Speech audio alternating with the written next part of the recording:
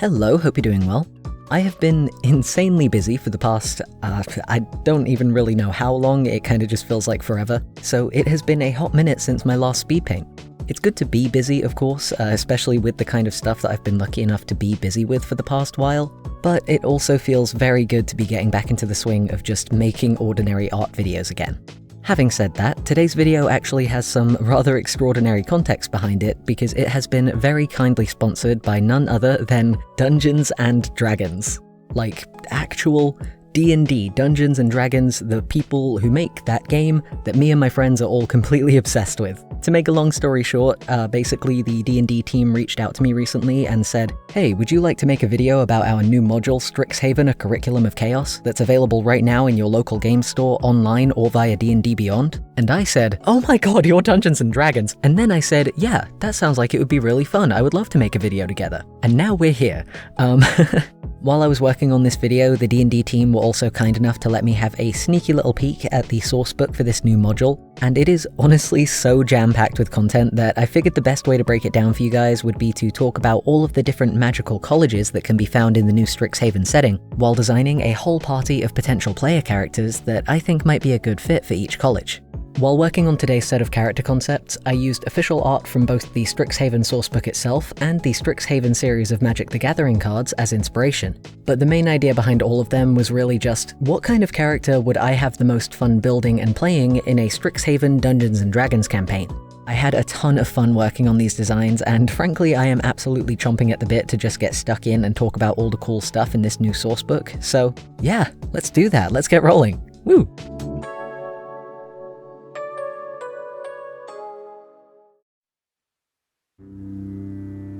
Now, before I go all in on rambling and info dumping and character concepting, I probably ought to let you all know at least the basic premise of this new Strixhaven module. So Strixhaven is a magical university campus divided into 5 individual colleges, with each one having a different ethos and focusing on a different area of magical study. The official sourcebook contains new spells, new magical items, new feats, backgrounds, creatures, and a whole lot more besides, as well as a playable campaign storyline consisting of a handful of different adventures that take your characters through several years of shenanigans on campus. All in all, it just seems like a really fun time with a ton of stuff to explore, but we're starting off here today with a character concept for what I think might just be my personal favourite out of the 5 Strixhaven colleges, Silverquill.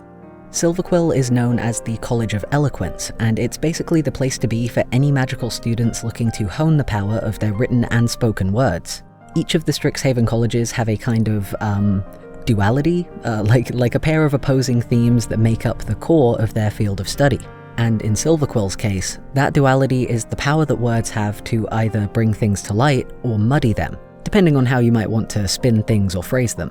And that theme of light and shadow actually manifests in the visuals of Silverquill students' magic as well.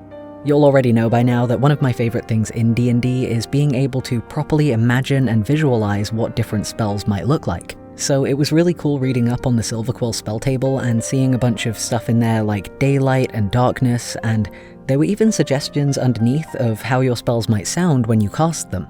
One that stood out to me in particular was the suggestion of having your character's voice like echoing over top of itself in chorus when you say your spells or say whatever thing it is that you're putting magic into. I just think you could do a lot of very fun, very spooky things with that one. It's a lot of fun to think about. According to the sourcebook, Silverquill students tend to become like prolific public speakers and lawyers and writers after they graduate. So right off the bat, the first class that came to mind for this character concept was a bard. I know oftentimes bards are only associated with music and musicians and stuff like that, but I really love when people put slightly different spins on the character classes available in 5e. So while I'm sure a musician attending Silverquill to bring the best out of their lyrics would also be a great character to play, the idea of a bard student essentially working towards a qualification in slam poetry and being sassy just struck me as really appealing. As a player, I also really love getting to play those kind of like quick-witted characters, or at least characters who can like riff back and forth in the more conversational moments of the game. And I really love any interaction in D&D where you have to choose your words really carefully and like speak tactically, like if you're talking to an enemy NPC or something like that. So Silverquill being an entire school of magic dedicated to cultivating that kind of spoken word roleplay side of D&D while also weaving it into your character's combat abilities is probably why it's so appealing to me. To be fair though, I think the visual aesthetic of Silverquill is also a contributing factor to my favoritism on this one. The college's motto is literally sharp style, sharper wit, so it probably comes as no surprise to see that they do tend to dress pretty well in what can be best described as fantasy three-piece suits, which in and of itself is just an area of fashion that I really enjoy drawing. Silverquill's campus is also described as basically a really fancy train station, so all in all, it just kind of sounds like a mix of a bunch of very visually appealing Victorian-era inspired stuff that I personally rather enjoy. In terms of this specific character design anyway, I ended up making them a tiefling, for no other reason than I like tieflings, and I also thought the devilish look might work quite well for the kind of sassy character I was putting together here. I was going to give them a colourful skin tone originally, like red or blue or just something to give it a bit of pop, but in the end I decided to just keep it grey in keeping with the monochrome palette that their outfit was already giving off. You might also notice here that this guy has a bunch of ink flowing around him, and that is actually another new creature from the Strixhaven sourcebook. It's called an Inkling, and it's the official mascot of Silverquill College, which you can summon to help you in your adventures around campus once you reach a certain level. Off the top of my head, I can't remember any specific visual description that might have been attached to, like, the mechanic of summoning an Inkling, but while I was drawing this character, I just thought that the idea of them having a pot of ink on their hip as if it was some kind of, like, holster or Pokeball just, I don't know, it just seemed like a fun, silly idea, so I rolled with it. I decided to add an inky speech bubble as well to just kind of try and depict what this guy's spellcasting might look like, and it was while working on those particular details that I found myself feeling very glad to be working on these drawings in Clip Studio, because it really made all of these like special magic effects way easier to pen down. Honestly though, this first character was kind of just the tip of the iceberg when it came to depicting all of these magical aesthetics, so how about we move along to the next character and see some more of them? So the next college I want to talk about is Quandrix, the College of Numeromancy. As the name implies, this school is all about numbers. Quandrix's motto is "Math is magic," and to the best of my knowledge, the opposing forces at the center of their field of study are mathematics and nature. Specifically, Quandrix students aim to find the mathematical principles in the world around them and turn them into magic.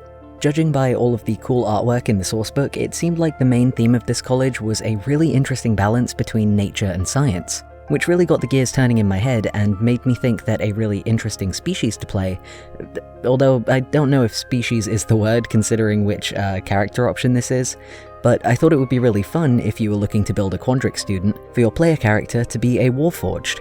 Obviously, robots are made of math and made of science, so something about the idea of a robot character who is just fascinated by the math and science in the natural world around them just struck me as really appealing. Although the more I talk about it, the more I realize that that sounds awfully similar to WALL-E, but I don't think I'm going to count that as a bad thing. When it came to picking a class for this character idea, I actually took some inspiration from the sourcebook itself, bouncing both off of the description of what Quandrix students will usually go on to be, and off of the specific list of spells available to students from Quandrix. As you can imagine, typically students who attend Quandrix will go on to be mathematicians, physicists, and engineers, which, in the realms of tabletop fantasy at least, all adds up to being an artificer. Typically, whenever you look up a spell in D&D, it will mention alongside it which classes are actually capable of learning that spell, and a lot of the Quandrix-specific spells are listed as being artificer-friendly, so it all lines up pretty well on that front. I'm pretty sure that Artificers are a relatively new class compared to most others in D&D 5e. I haven't really played any myself, but one of my good friends does, and I have certainly seen them played before. I think Percy from Critical Role is an Artificer as well, or a Gunslinger, although maybe that's just a subclass of Artificer. But anyway, the point is that this particular class is a class of tinkerers and inventors who will make weapons and make gadgets, that kind of thing, and then infuse magic into them. But yeah, either way, it just seemed like a good choice for a math-focused robot character. The visual aesthetic of Quandrix, as you can imagine, is described as being pretty geometric. I think if you imagine like the kind of magical circles that you would see in Card Captors or Full Metal Alchemist, that kind of thing, that's the kind of mental image that was brought to mind while I was reading through this part of the source book, basically. Just really intricate shape-based patterns that are neat as a pin. I mentioned while drawing the Silverquill character that they have a mascot that they could summon. The same goes for all of these colleges, and in Quandrix's case, their mascot is called a fractal, and it's kind of like a hard light creature that can change its shape. So for the magical effects on this character, I tried to echo that sort of science fiction hard light hologram kind of look, which I think made for a really fun effect, both in terms of the magic that they're looking at and the little like shards of light that I decided to put in between their torso and their legs. And I think that hologram theme actually extends to the Quandrix campus as well. I remember reading in passing that like it shifts and changes over time, and it's got like hard light plants and hologram animals in the courtyard as well, which is pretty cool. I used to be a real stickler for keeping my canvases really clean and tidy while I'm recording speed paint footage, but I've been getting more into the habit recently of just pasting my reference materials directly onto the canvas while I'm drawing, since it's a whole lot easier than switching back and forth between tabs. And like I mentioned at the beginning of this video, I ended up gathering visual references for these designs from both the actual Strixhaven D&D book and from a collection of Magic the Gathering cards. Before working on this video, I didn't actually know that both Magic the Gathering and D&D were made by the same people, but it turns out that the new Strixhaven module has actually been translated over into D&D from the Magic the Gathering card game, kind of like a multiverse crossover. For the most part, that's kind of just a fun bit of trivia, but as is the nature of like really detailed card games like that, it also meant that I was able to pull up some really cool artwork to use as a reference for my own drawings. And speaking of which, the trading card art that I pulled up as a reference for the next character after this one was definitely my favorite to look at. So let's go on and move ahead to that one. The third of the Strixhaven colleges that I drew for this lineup was Prismari, the College of Elemental Arts. Something that genuinely made me laugh while I was reading the sourcebook was the fact that this college is described as the Art School of Strixhaven. Having gone to an art school myself in real life, I think that is a really good indicator of just how chaotic this college must be compared to the others. The Prismari motto is "Express yourself with the elements," which is once again a great indicator of exactly what this college is all about. Students at Prismari are there to study ways to combine magic with art and discover means of expressing themselves by manipulating the power of nature. Again, I find this all terribly relatable to the actual real-world experience of attending an art school, but for some Prismari students, the materials that they use to cast their spells are the part that they would consider to be art, while for other students, the actual resulting effect of their magic is what they would consider to be the actual finished piece. Basically, the opposing ideals built into the foundations of Prismari College are fleeting moments of chaos versus the long-lasting results of finely honed craft work. Needless to say, I think this opens up a lot of scope for making different kinds of really entertainingly hoity-toity kind of characters. You know, like the proper snobby kind of film school types. And something else that will probably come as no surprise is that students from this very flashy and colourful college will usually go on to be musicians and actors and entertainers of some nature. So naturally, the first class that may come to mind when thinking of what kind of character sheet to roll up for a Prismari student is once again a bard. But in that more traditional sense of being a stage performer and doing music, that kind of thing. I didn't want to repeat any character classes in this lineup though, so in the end I was torn between imagining this character as either a sorcerer or as an arcane trickster rogue. They could very well multi-class, but I think for the most part I ended up trying to give her arcane trickster energy, mostly because I myself, the character that I have played for the longest in D&D, is also an arcane trickster, and frankly, it's just a really fun class, and I physically couldn't help myself from leaning into my personal biases on this one. Not to mention, your character's individual backstory and ambitions don't have to be limited to the class that they play. Honestly, this is just going to be me gushing for a second here, but you know, humor me. But that's one of the things that I've always found so enchanting about D&D, like, even though we all come to the table with the same set of options in front of us for character building, the amount of unique combinations and flavors of character that we can all put together are absolutely limitless. So this character, for instance, could still totally be a flashy, colorful performer and a rogue. If anything, the insane dexterity stat that rogues tend to have would probably come in pretty handy if she ever wanted to have a go at interpretive dance or something. Also, I almost forgot to mention, but since this character idea is for the College of Elemental Arts, I thought a fun lineage to go with for her would be a genasi. Hopefully it's obvious enough that she ended up being a fire genasi specifically, but yeah, I just really like the idea of a character who is basically already made of elemental energy being able to use their magic as a dazzling extension of their own body.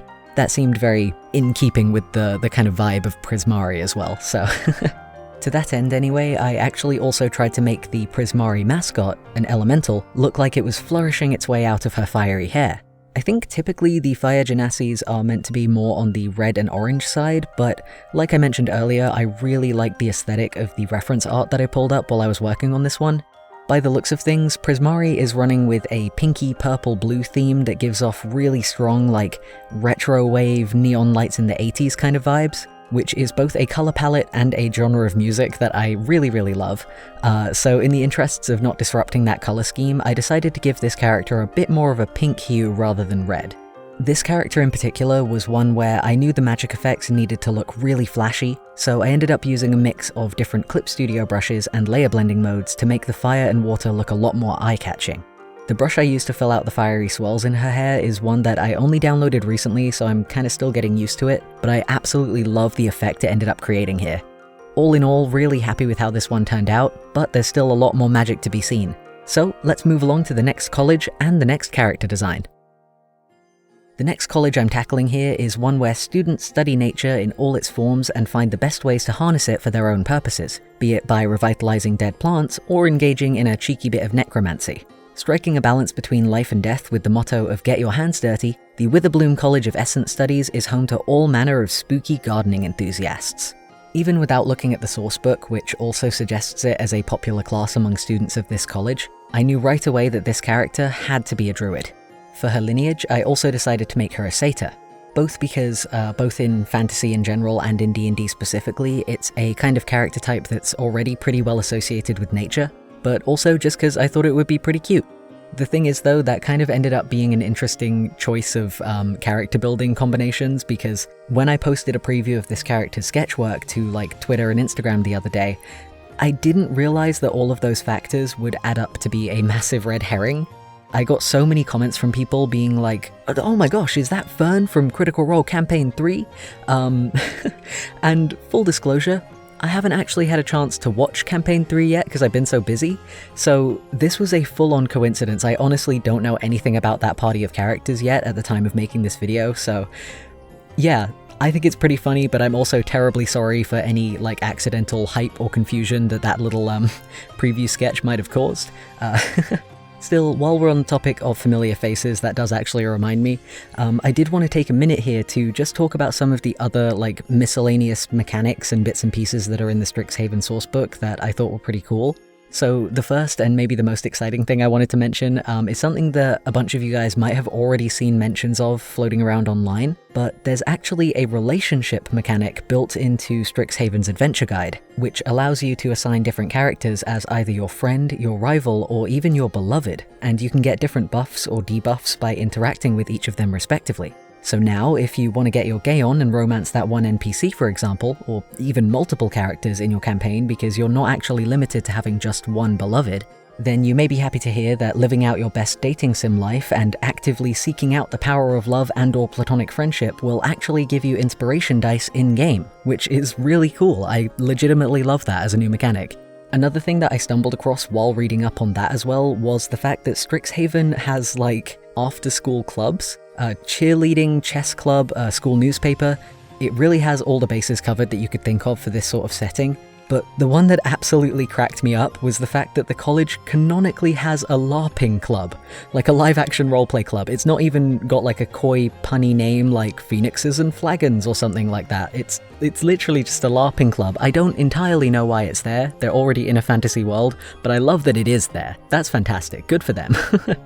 There are also a bunch of magical items to be found at Strixhaven, including one that I genuinely just need in real life, called the Bottle of Boundless Coffee, which does exactly what you think it does. And there's also another really cute item as well that I would like to talk about, but honestly, if I dip into all of the funny little bits and pieces in this book, we'll be here all day. So let's get back to the character at hand. I don't think I mentioned before, but this character ended up taking the longest time to draw out of the entire set, and I think that's honestly just because I really enjoyed the drawing process of this one and completely lost track of time. I do, however, remember spending a good amount of time trying to find the perfect brushes to use for her magical effects. The Witherbloom campus is described as rising up from out of a swamp, so I wanted to have a thick tangle of swamp-appropriate vines rising up to swirl around behind her. I think in the toss-up between healing and necromancy, this character ended up representing more of the lively side of Witherbloom's student body, since I wanted to surround her with super colourful flowers. One of the final colourful details on her design as well was the little mascot on her shoulder.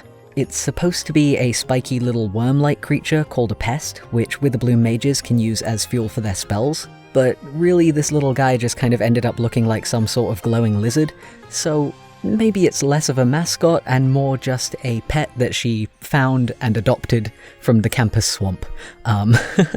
It looks like that's 4 out of 5 characters completed now anyway, so how about we move along to the 5th and final design of the day.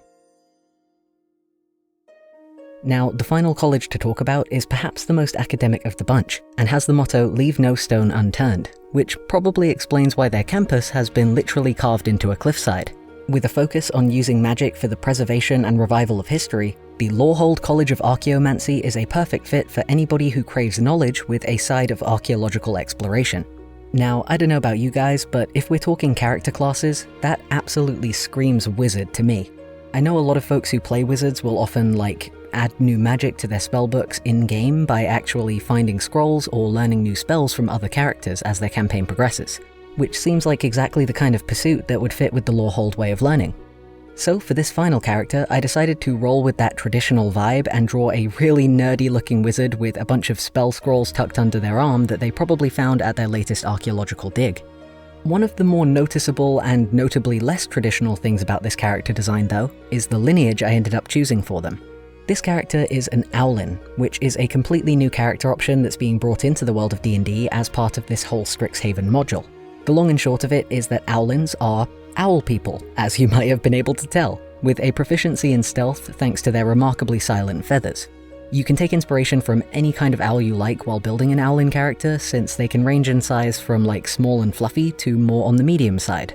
For this particular design though, I tried to give them the round face and white and brown feather combination of a barn owl. And to really push that history nerd look, I also added big round glasses and one of those crisscrossed archaeologist hats to their costume. Honestly, I don't tend to draw characters with more animal-like bodies all that often, so between the satyr that I drew for the last character and then this one, I was worried that it would take me absolutely ages to figure out more of this non-human anatomy, but somehow it ended up being really painless. It did take me a while to figure out a good way to color their plumage properly, but eventually I figured out that adding some motion blur to a couple of scattered blotches of color would give them the feathery look that I was aiming for without making their design too cluttered.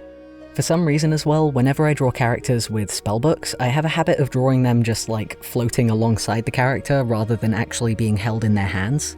Maybe just chalk it out to personal preference, but even though I don't know where that habit came from, I do know that it can be a really helpful design choice when it comes to laying out poses and compositions. In this case, I was able to put the floating spellbook down to the bottom right of the Owlin here in order to fill out some of the empty space that was left over on the corner of the canvas, which also left enough breathing room in front of the character to allow me to draw a spirit statue mascot swirling its way out of their spellbook pages.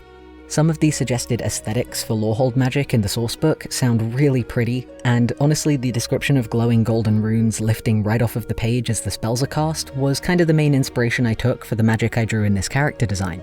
Although it is probably worth noting that in one particular piece of artwork that features in the official Strixhaven sourcebook, you can also see a Lorehold student straight up using a scroll as a magical Gatling gun, so, each to their own. That is certainly also an option. On that note anyway, this character is just about finished, and so too is this collection of spirited students.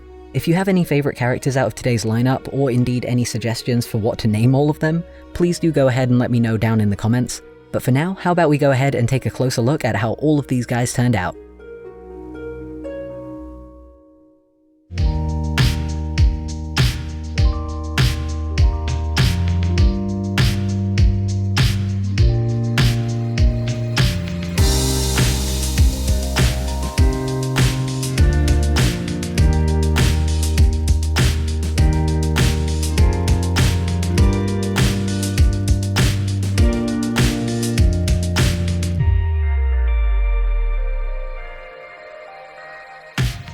Thank you so much for tuning into this video, and thank you so much once again to the folks from Dungeons & Dragons for sponsoring it. Not gonna lie, I'm still pretty starstruck. I can't quite believe that that's a sentence I get to say, but more than anything, I'm just really grateful to have been given the chance to take a look around and explore the brand new world of Strixhaven. It's been a very fun time. If any of you guys want to check it out for yourselves, there are plenty of links down in the description, and I would evidently highly recommend it. For now though, I hope you are all staying as safe, happy, and healthy as you possibly can, and I will see you next time.